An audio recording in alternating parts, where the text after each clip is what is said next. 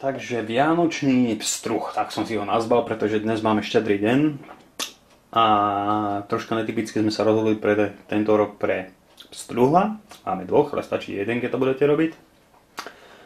A ideme vymýšľať nejakú receptúru. Ja som sa rozhodol, že k tomu si dám klasické maslo, strúčik cesnaku, citrón, rozmarín, sol, ako základná zeleninka, paprika, rajčina, uhorka a lobal. To bude asi tak všetko. Takže už ma aj napadlo údené mäsko. Dám si tam doma aj také údené mäsko, alebo keby bola slaninka, že si také tenučké plátky skúsime. Skrojčov dáme potom donútra do pstruha spolu so zeleninkou. Môžeme si ho ešte nakrájať na také pozložené plátiky, by ma donútra vešiel do toho pstruha. Môžeme si zobrať polku citrónika, spravíme si šťavu, z toho vytlačíme von. Do toho, už som to raz robil takto, takže nie je to až taký úplný výmysel. Som to vymyslel, do toho pretlačím ten cesnak, do tej šťavy. Do toho dáme toho rozmarínu. Lepšie by bolo samozrejme normálne, také tie lístky, ale keď nemáte, môže byť aj sušený. Pozor, a teraz ma napadla ďalšia finta. To som nerobil, ale to spravíme teraz.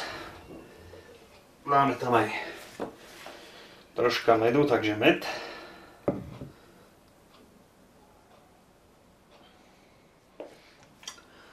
A dobre to s niečím zatiaľ rozmiešame. To má takú šikovnú maličkú hanešku. Neverili, také špáratečku. Myslím, takto rozmiešam. Takú nátierovú hmotu a s tým budeme potom natierať toho pstruha. A nakráme si zeleninku, čo dáme vlastne donútra.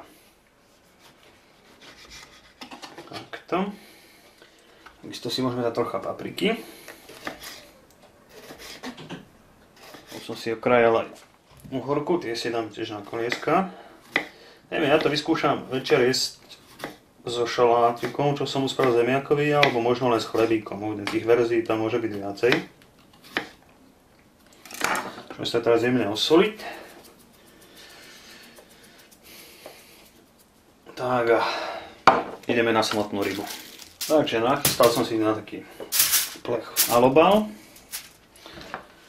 Pôjde tam rybička, takže na spodok dáme troška masla, toho obyčajného celého, to sa môžeme aj takto dať, plátky dva, dáme potom na vrch, položím na to masielko, a budeme s tým takto popotierať tú rybičku, tak je, a zvnútra ju vytreme. Ja ho otočím ešte. Čo ma zostane, si môžete nechať potom na oblohu. Dá sa to teda s tým chlebíkom, takže dáme tam tú rajčinku. Dáme tam to údené mäsko, to je taký jeden plátik. Môžeme tam dať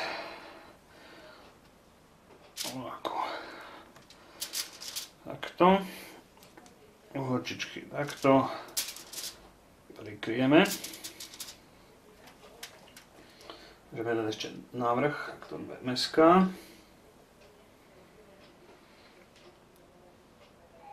Tak to dáme ešte tú papriku.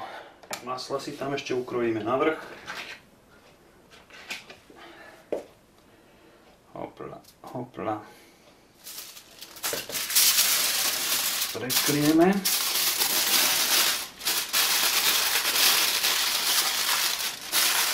Zavrieme.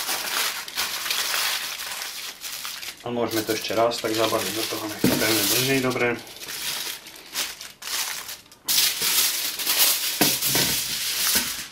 Začnem to teraz opačného tam dám. Jednoduchý plech, to dáme na plech, si spravím aj druhého. A vlastne dáme to pomaličky potom piecť. Takže ja už mám pstruhov hotových. Si to trúbim. Jemnúčko to podľajem s vodou. Zapneme ho asi na 150, viacej ani nedám a budeme to pomáli odhadom. Zhruba po hodinke toho pstruha vyťahneme. Som si ho troška medzi tým podlieval. Hop. Toto je mohlo byť, uvidíme čo to spraví. Hop. Aha, krásne, tuto máme masielko, pustilo šťavičku. By sa dalo aj využiť, keby bolo, že zemiačiky, ale má zemiakový šalát, no. Nevadí, tak toho dokryjeme. Krásne udusený vlastne. Aj toho druhého. Ja ho skúsim ešte takto nechať zapiec z vrchu. Vlastne. Tak toho dám naspäť. Nechám zapiecť. A 10 minút uvidíme, jak to bude. Takže zhruba po 15 minútach som ešte nechal jednočku zapiecť. Vyťahneme von. Krásne voňavé. Na vrchu to dohnedá zapečená aj tá kôrka, jeden aj druhý. Tak necháme ochladnúť a vlastne môžeme už podávať potom podľa chutí so zemiakmi, varenými, so šalátikom, opekanými alebo len s chlebou a zeleninkou, to už je podľa vašich chutí.